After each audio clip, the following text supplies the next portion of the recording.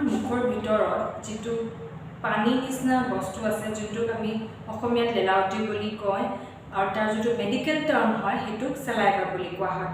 এতিয়া চেলাইভাটোৰ কামটোনো কি এই গোটেইখিনি কথা জানিবলৈ শেষলৈকে আপোনালোকে ভিডিঅ'টো চাই থাকিব। চেলাইভাটো আমাৰ যোনটো মুখত থাকে সেইটো বনাবলৈ কেইটামান গ্লেন্স আছে সৰু আৰু ডাঙৰ, সেই গ্লেন্সবোৰে এই চেলাইভাটো বনায়। চেলাইভাটোত 99% পানী থাকে আৰু 1% তাত অৰ্গেনিক আৰু ইনঅৰ্গেনিক ছাবষ্টেন্সেছ থাকে। লিষ্টখন ছাবষ্টেন্সবোৰ বহুত ডাঙৰ, কিন্তু ইয়াৰ কাম কি? যোনটো পানী থাকে চেলাইভাত, সেই পানীটোৱে আমাৰ মুখৰ ভিতৰত যিবোৰ লেতেৰা জমা হৈ থাকে সেই লেতেৰাবোৰ মানে ৱাশ্ব কৰিবলৈ বা লেতেৰাবোৰ আঁতৰাবলৈ হেল্প কৰে। সেইকাৰণে আমাক খোৱাৰ পিছত যে পানী দি ৰিন্স কৰিবলৈ কয়, কাৰণ কেলৈ সেই ৱাটাৰ চেলাইভাতে থাকক বা এনেকেই নহওক, সেই ৱাটাৰটোৱে আমাৰ যিবোৰ ছাবষ্টেন্সবোৰ থাকি যোৱা ছাবষ্টেন্সবোৰ বা খাদ্যবোৰ ওলাই যোৱাত হেল্প কৰে। তাৰপিছত চেলাইভাত থাকে কেলছিয়াম। কেলছিয়ামে আমাৰ ৰিমিনাৰেলাইজেশ্যন হেল্প কৰে।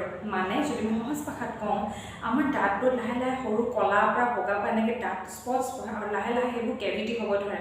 সেই কেলছিয়ামটো যোনটো চেলাইভাত থাকে, কেলছিয়ামটোৱে সেইটো ৰিমিনাৰেলাইজ হোৱাত হেল্প কৰে। তাৰপিছত কেইটামান ছাবষ্টেন্স আছে যেনেকৈ এমাইলিজ বা লাইপিজ বুলি কোৱা হয়, যোনটোৱে আমি যিবোৰ খাওঁ তাত আমি খোৱাবোৰত তাত আপোনাৰ ফেটছ, প্ৰটিনছ, কাৰ্বহাইড্ৰেট চব থাকে।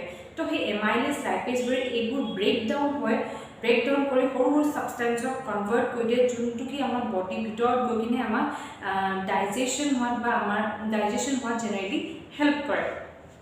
এতিয়া চেলাইভাটো বাঢ়িও যায় কমিও যায়। কমি গ'লেনো কি হয় আৰু কি কণ্ডিশ্যনত এইটো কমি যায়? প্ৰথমতে কথা পাতোঁ কি কণ্ডিশ্যনত এইটো কমি যায়।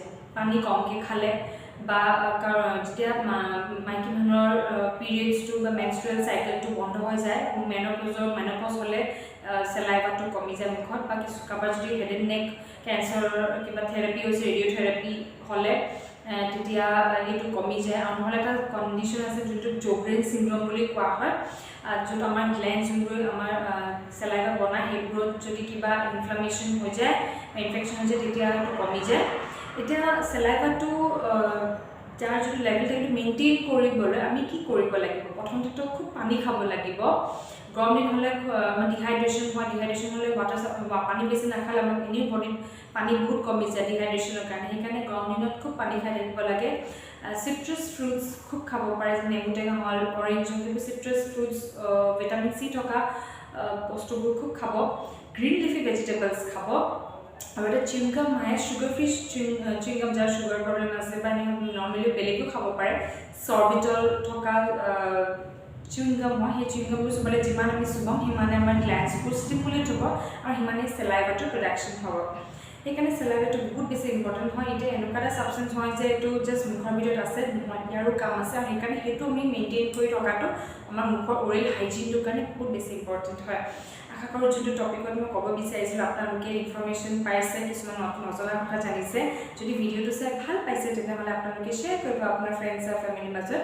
মোৰ ইউটিউব চেনেলটো ছাবস্ক্ৰাইব কৰিব আৰু বেল আইকনটো প্ৰেছ কৰি দিব। ধন্যবাদ।